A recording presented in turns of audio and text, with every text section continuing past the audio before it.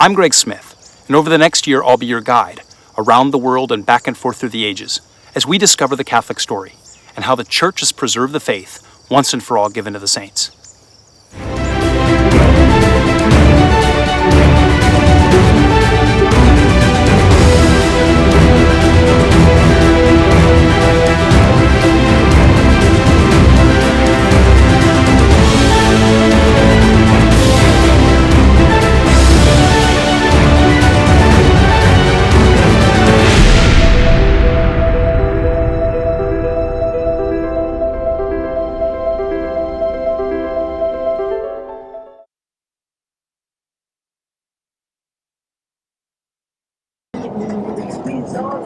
Welcome to episode 10 of One Whirling Adventure, a virtual pilgrimage to Rome during the time of Peter and Paul.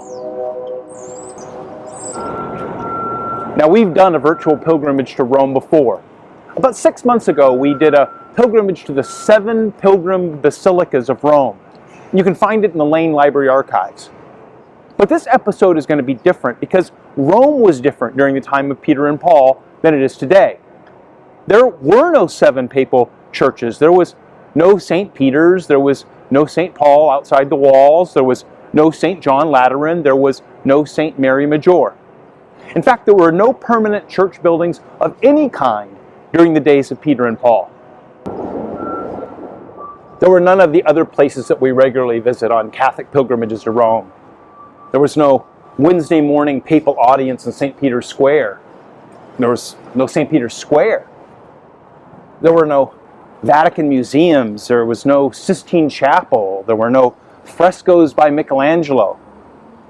There was no Michelangelo, no Pietà, no statue of Moses in the Church of San Pietro de Vincoli, no mosaic on the Piazza di Campidoglio, no Piazza Navona, no Bernini's Fountain of the Four Rivers or Basilica of St. Agnes and Agone, no taking of photos beside Bernini's Angels on the Ponte San Angelo, no visiting the catacombs of Calixtus.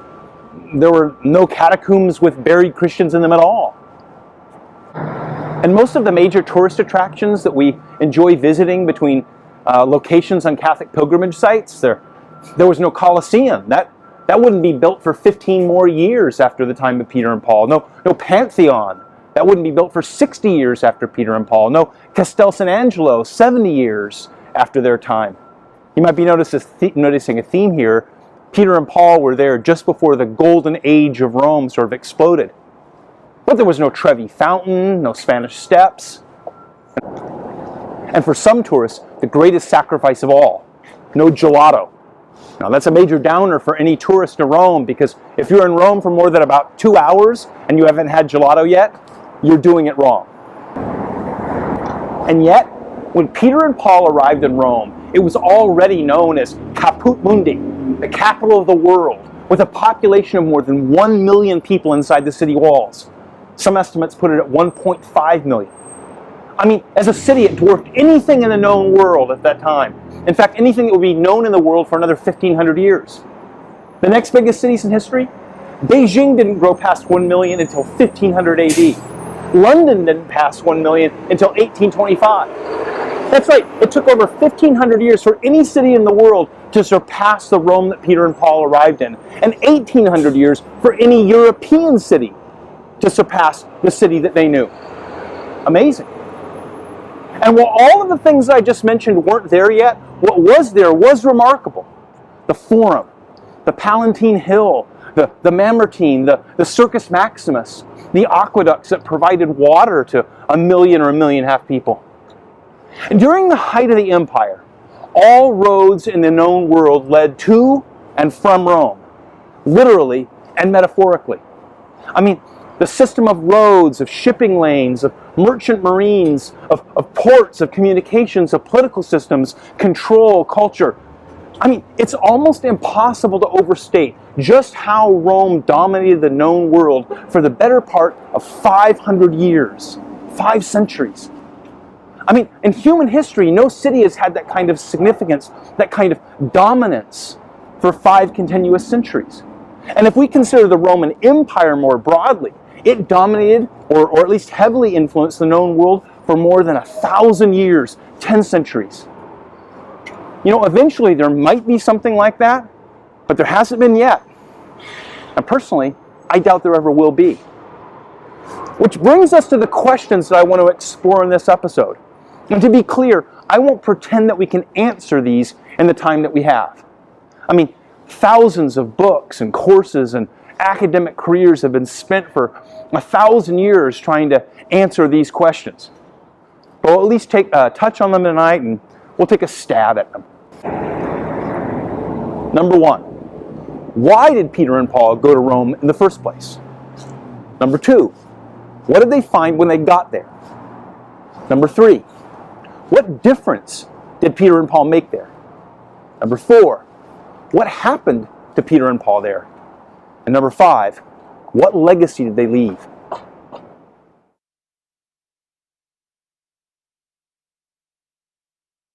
Now we're going to do something a bit different in this episode. I'm going to take your questions in real time during this episode. Here's how that's going to work. As you're watching, type your questions into the comment or chat boxes beside the YouTube window. I'll be monitoring those questions as they come up while the episode airs. And then, in about 45 minutes or so, we'll switch to a live Zoom meeting. Those of you who are watching this premiere should have that link. And I'll do my best to answer those questions off the top of my head. And also you can ask more questions during the Q&A session. Then, we'll edit all of that together to become part of the permanent episode in the Lane Library. So, look for the comment or chat boxes and start asking your questions now.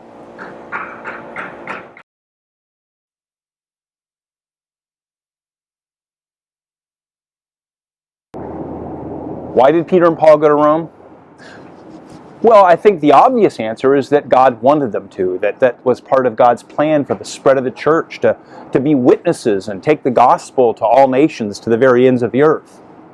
And if that was the goal, which it was, then for all practical purposes, there was just nowhere that was more important to go than to Rome. Because all the world was there, or all of the world was connected to and through there. You see, Rome was the ultimate accumulation point and melting pot of every nation, race, tongue, tribe, language. I remember the first time I visited Rome. The morning after I arrived, I pulled out my journal over coffee because I wanted to record my first impressions. I wrote down that it was busy and noisy and crowded, and it was full of constant movement. It was dirty in a lot of places, and it was the most diverse assortment of people I'd ever seen in one city, and I've been to a lot of cities around the world. I mean, there were native Italians and Europeans of every kind, Africans of every kind and nation, Asians, Americans, there were tourists, business people, students, there were menial laborers and street vendors and beggars and cops and hustlers and shopkeepers from all around the world, all on top of each other. It was noisy. I could hear every language being spoken, every kind of custom and behavior. And because I'd spent decades studying Roman history, I knew that those were exactly the same impressions that travelers had had to Rome for 2,000 years, that they've recorded in their letters and journals. And Rome wasn't just a melting pot, it was the network hub for the known world. Commerce and culture and political control and money and people and letters and information and ideas, you name it. All of it flowed into and out of this city from every corner of the known world, from what's now Scotland to India, from Germany to Ethiopia.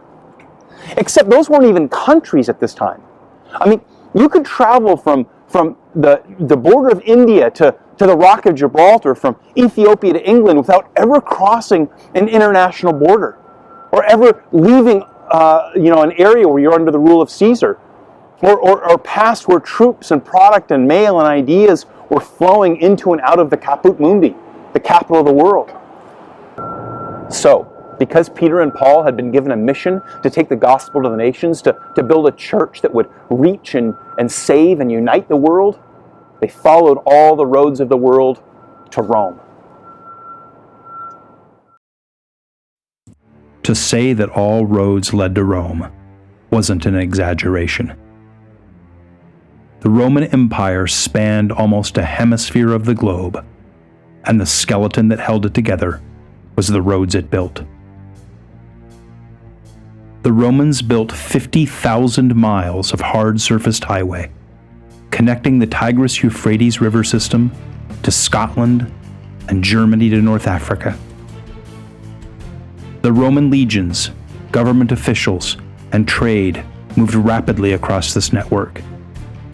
A Roman legion could march from Rome to Paris in under 3 weeks along the Roman roads.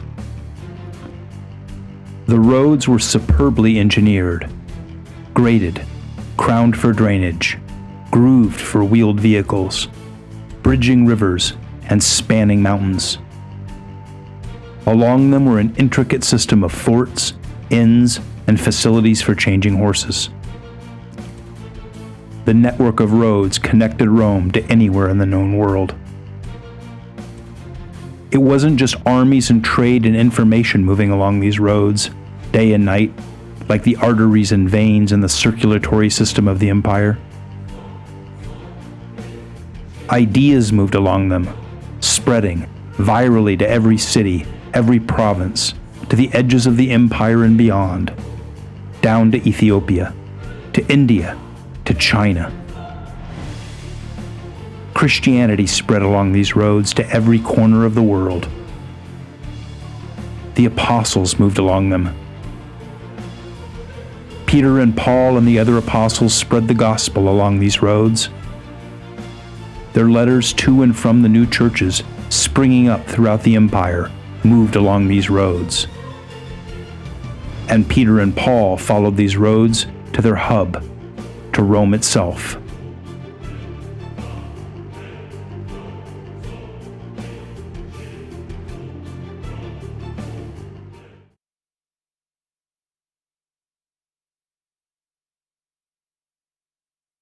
Rome ruled the sea lanes. Its navies made the Mediterranean into a Roman lake.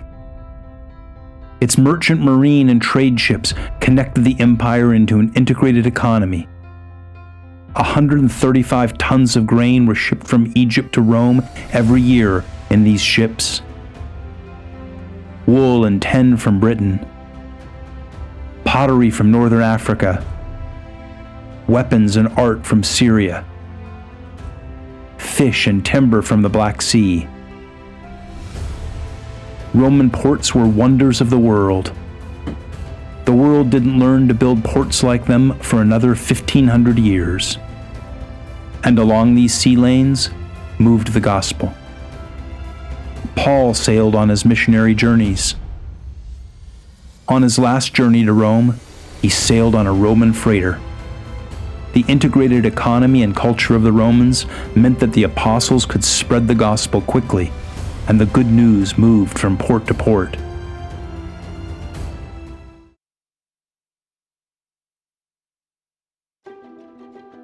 When Paul finally arrived in Rome, there were already Christians there who had come by the roads and ports.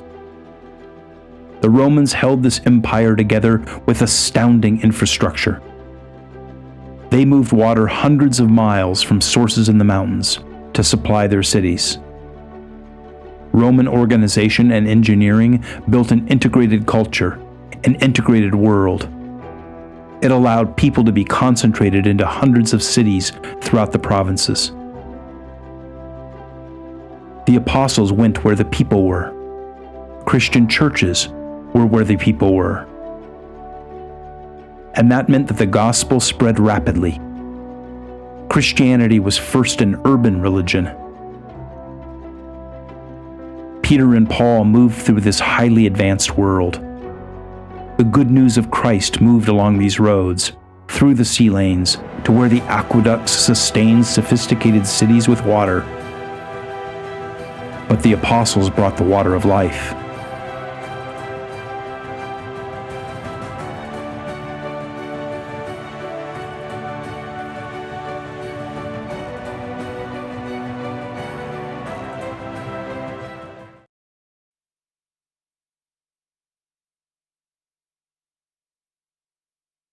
What did Peter and Paul find when they got to Rome? Well, As we've seen, what they found was the most diverse city you could imagine. But all of that diversity was crowded into a dense urban environment. Over 1 million people, maybe as much as 1.5 million, packed into roughly 7 square miles. I mean, to imagine the city that Peter and Paul walked into, let's familiarize ourselves with these 3 elements. First, the basic geography of Rome. Second, the culture of the city of Rome at the time. And 3, some elements of what basic life was like there for the ordinary people they came to reach. When Peter and Paul were in Rome, the Colosseum was just about to be built. It was begun only a few years after their deaths and finished 7 years later. Rome is built around a bend in the Tiber River, which runs like a central artery through the Italian peninsula and connects Rome to the sea only 15 miles downriver. Famously, it is built across and between 7 hills on the east bank of the Tiber. As the city grew, the hilltops contained the palaces and marble wonders of the rich and powerful. But between the hills lay dense urban spaces where the middle and working classes lived in closely packed brick apartment buildings, 3 and 4 and 5 stories tall. Eventually, it was hard to discern the hills, just as it is today in Rome, under the skyline and narrow streets that wind up and down their slopes. 1 million to 1.5 million people packed into 7 square miles. Ships loading and unloading along the river. Armies and trade and mail moving through the city gates and onto the roads. 315 miles of aqueducts supplying the city. Apartments, shops, temples, theaters, racetracks, palaces, warehouses, factories. Endless noise, endless bustle, endless movement. People and products, ideas and culture, and religions from every corner of the world. This was the city that Peter and Paul found. It was here that they brought the gospel. From here it would be spread. The Caput Mundi, the capital of the world.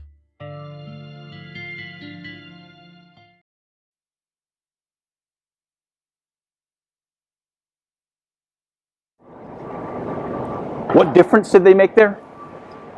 Well, the short answer is that they grew the church there. They greatly expanded the number of Christians, the size and organization of the church. But to be clear, they didn't found the church in Rome. Christianity seems to have reached Rome before they got there. I mean, for 20 years, ever since Pentecost, Christianity had been spreading throughout the Eastern Mediterranean. Paul and his missionary journeys and others were spreading it all throughout Asia Minor, Eastern cities, Northern Africa. I mean, inevitably, it had virally spread to Rome along all those roads and sea lanes we mentioned. Now, Peter and Paul were catalysts. They took the nucleus of Christians that were there and they created a reaction that multiplied and grew the church and did important things. They were teachers. They taught authoritatively on the teachings of Jesus and the gospel.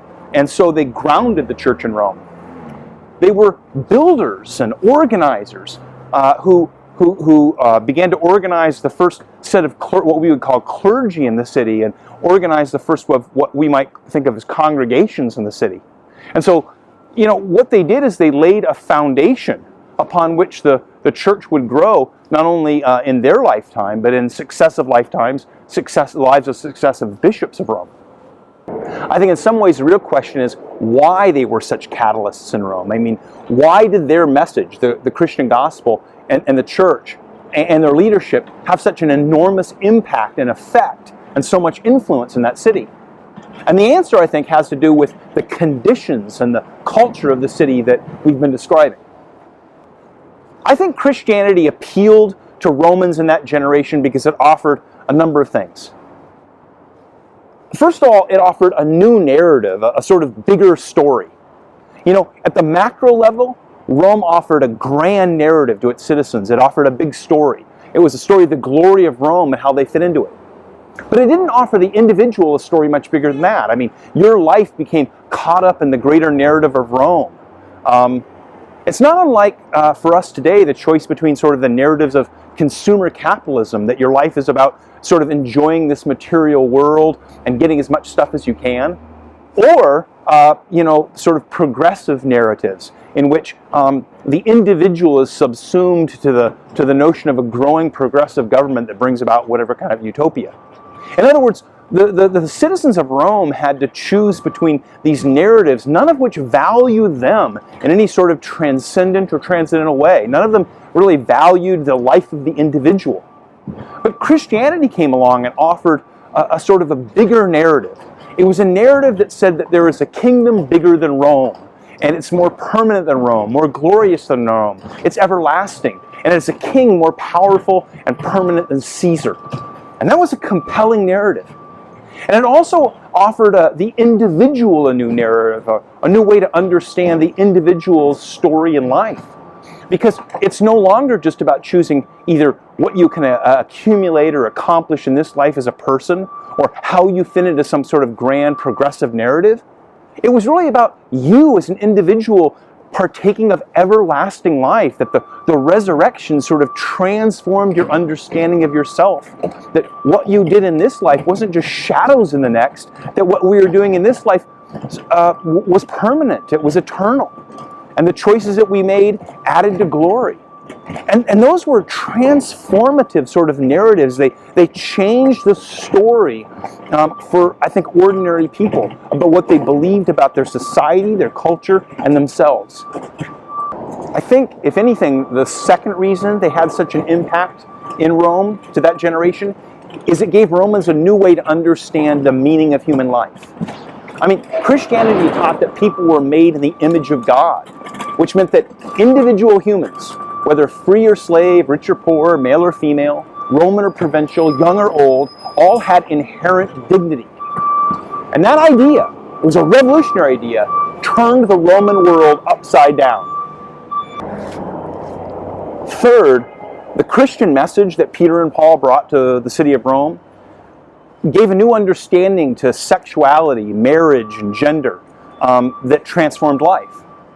I mean, in Roman society, the family was integral. It was absolutely foundational. Familia was everything. But Christianity changed the equation of the family. It transformed the understanding of the family. Particularly, it challenged the Roman understanding of sexuality and sexuality's implications to other aspects of life. The fourth way that their message impacted the city of Rome was that it offered a new organizing principle for human community. See, Roman community was based on all sorts of bonds, family bonds, state bonds, professional bonds, etc., much like ours is today. Christianity offered a new bond into the body of Christ, which transformed how Christians understood each other. It transformed their status with each other. It changed their obligations or duties to one another. It offered a new society based on a completely different organizing principle, the organizing principle of Christ's love and servanthood.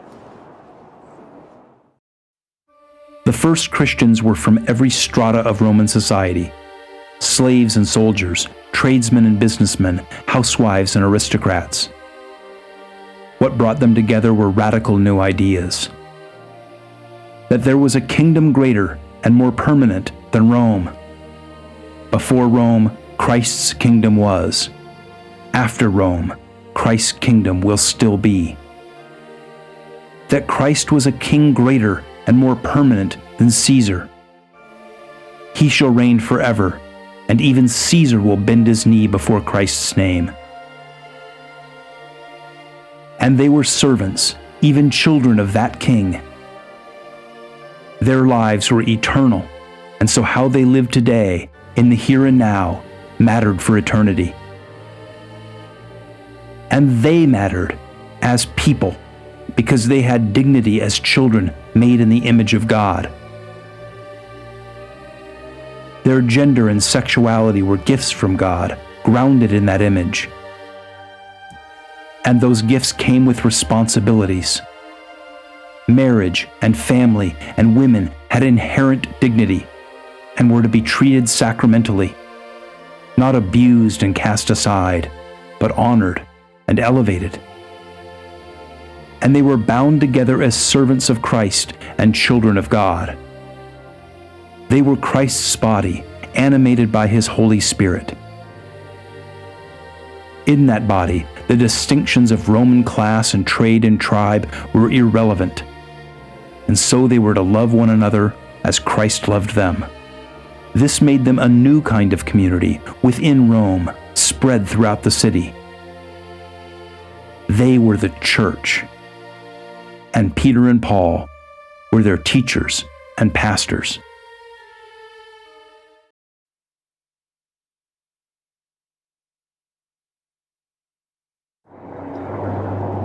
What happened to Peter and Paul in Rome? Well, they both died as martyrs, and they're both buried there to this day. In fact, you can go see their tombs. To understand how they died, we have to begin with the Emperor Nero and the Great Fire of Rome in July 64 AD. Nero was a depraved young aristocrat, extravagant, narcissistic, sociopathic. He was adopted by his great uncle, the Emperor Claudius, and came to the throne when he was only 17 years old. He murdered his own mother when she interfered with his schemes. He was a paranoid, sadistic tyrant who fancied himself a poet and a minstrel. And he wanted to tear down the dense brick apartment buildings between the hills and central Rome to build a grand new palace and temple to himself. In July of 64 AD, massive fires broke out in central Rome near the Forum.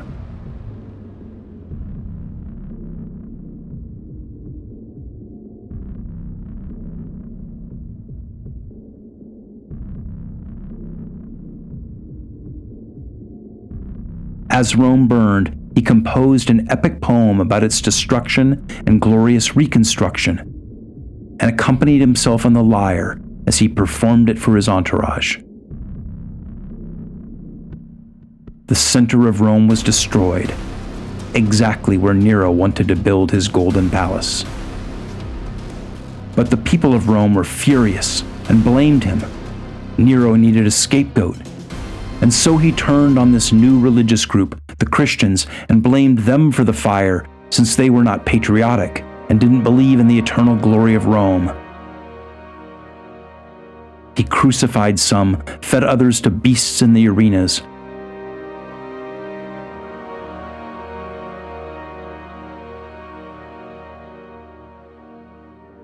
Others he lit as torches to light his garden parties on the Palatine Hill.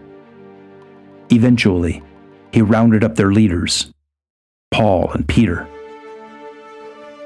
This is the Basilica of St. Paul, outside the old city walls.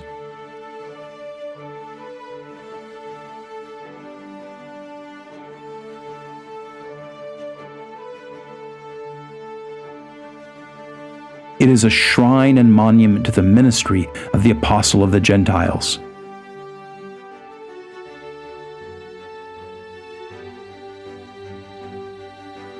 These massive doors lead from the courtyard into the basilica. On them, Paul's story is told in bronze.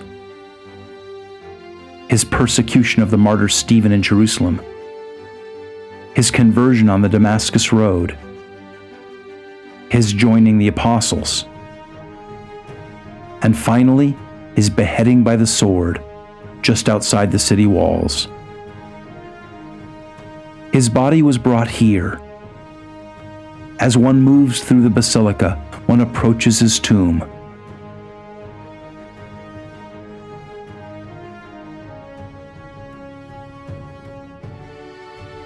And there it is, below the high altar. Those are the chains that bound him and the tomb where his body rests, waiting for the resurrection he preached and wrote about, waiting for the trumpet and triumphant return of his Lord.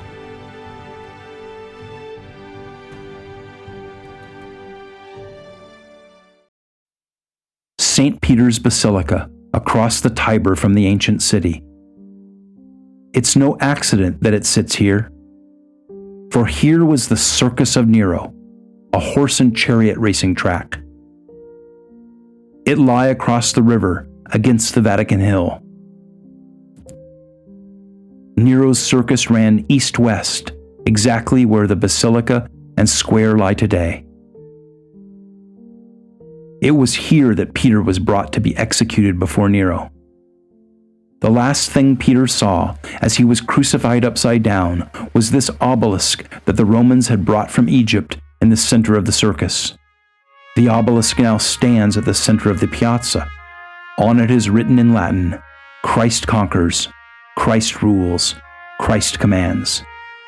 And Peter's statue looks down on the spot of his martyrdom. His body was taken just outside the circus to a small cemetery on the hill and buried. And hundreds of years later, another emperor, Constantine, built St. Peter's Basilica over Peter's tomb. Below the basilica are the crypts of Peter's successors, popes.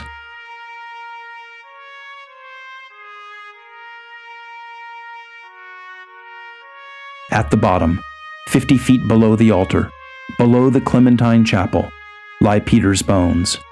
It is a blessing to be admitted below to see them, and above them, the altar and Michelangelo's dome, inscribed with these words, "You are Peter, and on this rock I build my church."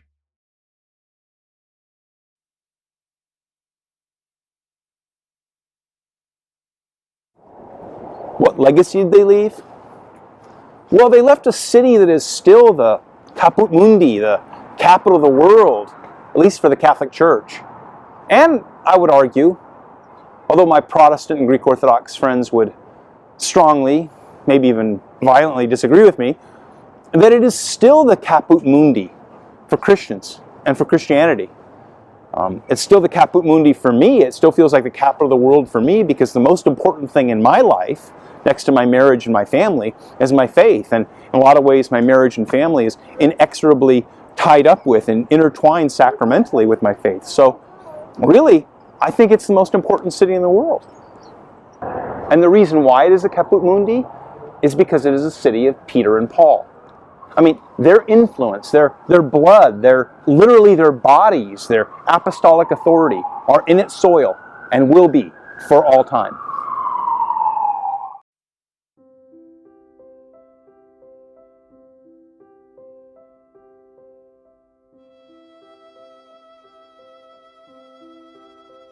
For Catholics, for Christians, this place is still the capital of the world, the center of the church built on Peter and Paul.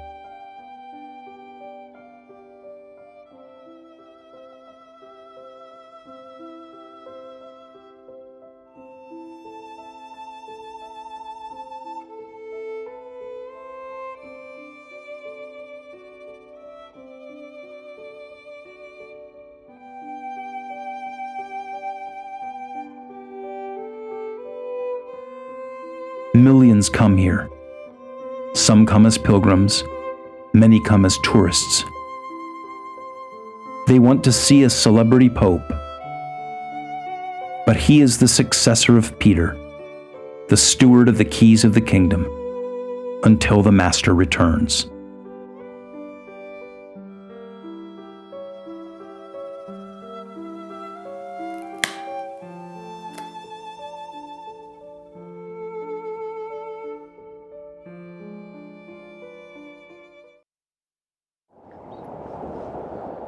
I'm recording this the first week of November 2020. Exactly 1 year ago today, we were on a lane pilgrimage to Rome. And when we got out of Italy just before COVID arrived, and at the moment we can't go back until COVID travel restrictions are lifted. But we will go back as soon as possible, and I hope you'll join me when we do. But when we do, it's impossible to travel back through time, and see the city as Peter and Paul saw it when they arrived. And the fruits of their ministry and their leadership permanently altered the city, and will never be the same again. And yet, in some sense, that only makes it more clear just how great an impact they had, how much they changed the capital of the world, and by so doing, changed the rest of the world.